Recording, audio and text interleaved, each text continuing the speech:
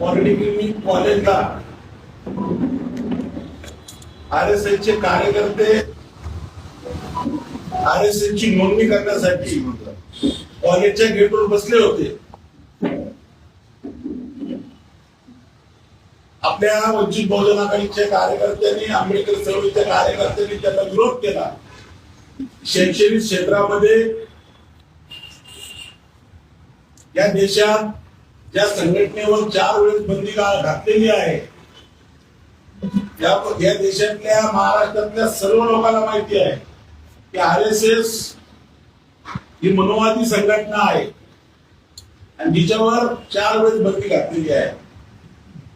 आणि अशा संघटनेचे सदस्य जी नवीन मुलं शिकण्यासाठी आलेले येतात, त्या मुलांना सदस्य करून घेण्याचं काम ही मनोवादी संघटना गेटवर बसून, पॉलिटेक्निक कॉलेजच्या गेटवर बसून त्या ठिकाणी सदस्य मोहीम राबवत होती.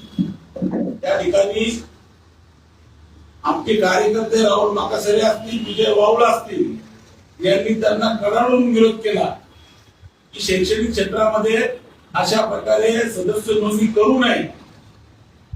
त्याच्यानंतर त्या ठिकाणी त्यांना पोलिसांनी राहुल माकासरेवर नॉन अवेलेबल अर्ज दाखल केले. विजय वावळावर त्या ठिकाणी गुन्हे दाखल करण्याचं काम पोलिसांनी सुमोटो केलेलं आहे. आणि काल आम्ही पोलीस आयुक्तांना भेटलो. पोलीस आयुक्तांना आम्ही सांगितलं, ज्या कार्यकर्त्यांवर आपण गुन्हे दाखल केले ते आपण परत घ्यावे.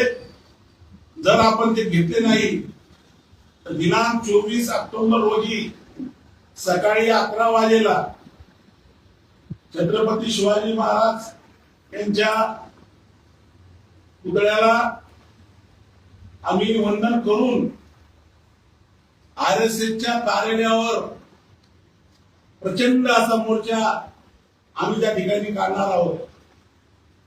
RSS वंचित बहुजन आघाडीला घाबरते आणि म्हणून त्यांनी आमच्या कार्यकर्त्यावर गुन्हे दाखल त्या ठिकाणी केलेला आहे. मी या आजच्या या पत्रकार परिषदेच्या माध्यमातून वंचित बहुजन आघाडीच्या वतीनं सर्व फुलेशाही आंबेडकरवादी लोकांना मी निमंत्रित करतो की 24 तारखेला जो RSSच्या विरोधात जो जन आक्रोश मोर्चा आम्ही आयोजित केलेला आहे, त्या जन आक्रोश मोर्चाला आपण सर्वांनी सहभागी व्हावं ही विनंती मी आपल्या सर्व फुलेशाहू आंबेडकरवादी कार्यकर्त्यांना करतो की आपण 24 ऑक्टोबर रोजी या मोर्चाला मोठ्या संख्येनं हजर व्हावं. RSS विरोधी जो हा मोर्चा आहे, या मोर्चामध्ये मराठवाड्यातून, या जिल्ह्यातून सर्व लोकांनी ताकदीनं या ठिकाणी यायचं आहे. कारण आज हे आपल्या कार्यकर्त्यांवर गुन्हे दाखल केले, उद्या ते काही करू शकतात.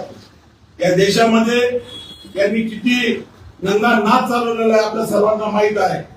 आणि म्हणून RSSच्या विरोधामध्ये आणि RSSला खऱ्या अर्थाने कोणी जर चॅलेंज या देशात महाराष्ट्रात करू शकत असेल तर ते फक्त बाळासाहेब आंबेडकर आहे.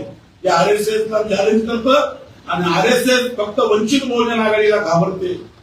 आम्ही जो 24 तारखेला जन आक्रोश मोर्चा आयोजित केलेला आहे, माझी सर्व बांधवाला विनंती आहे, सर्व कार्यकर्त्याला विनंती आहे की आपण मोठ्या संख्येने या मोर्चामध्ये सहभागी व्हायचं. कोणत्या कोणत्या संघटना यामध्ये सहभागी होणार आहे? कारण की 2 जणांवर गुन्हे दाखल झालेले आहेत, तेही तुमच्याबरोबर याच्यात सहभागी, तुमच्या बॅनर खाली सहभागी होणार आहेत.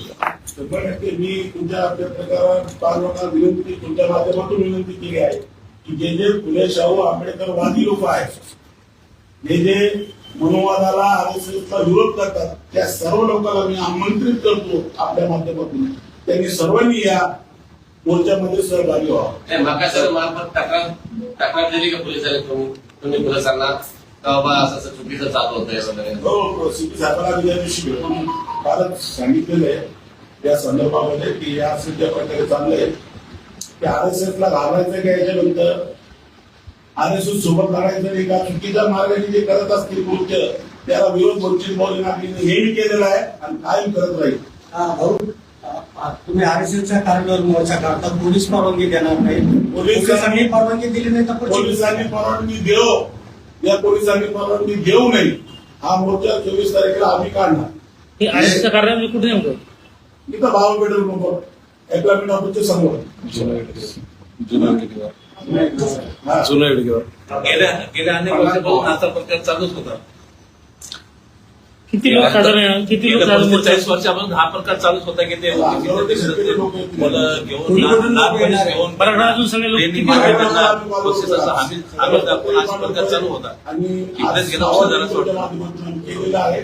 शहरातल्या सर्व झोपडपट्ट्यामध्ये सगळ्या कार्यकर्त्या सोबत आम्ही जाऊन सगळ्याला अपील करणार आहोत आणि मोर्चा जास्तीत जास्त संख्येने मोठ्या या ठिकाणी काढणार आहोत. आपला असा आरोप आहे का आरएसएस ही आतंकवादी संघटना आहे का?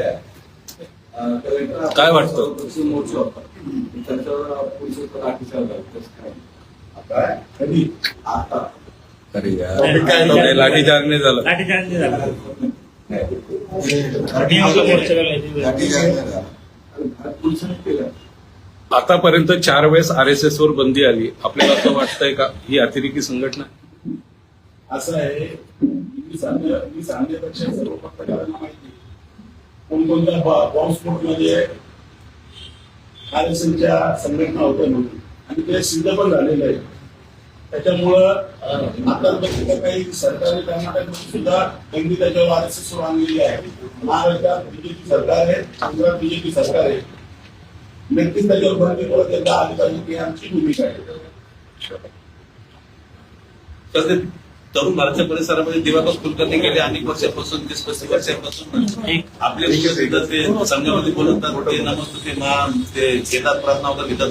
बरेच समाज तिकडे विद्यार्थी गुंतलेले. तर ही प्रेस आपली उशिरा घेण्यात जो खरा आंबेडकरवादी आहे, जो खरा आंबेडकरवादी आहे, तो कधी सोबत जाणार नाही आणि आरएसएस सोबत तो एक राहणार नाही.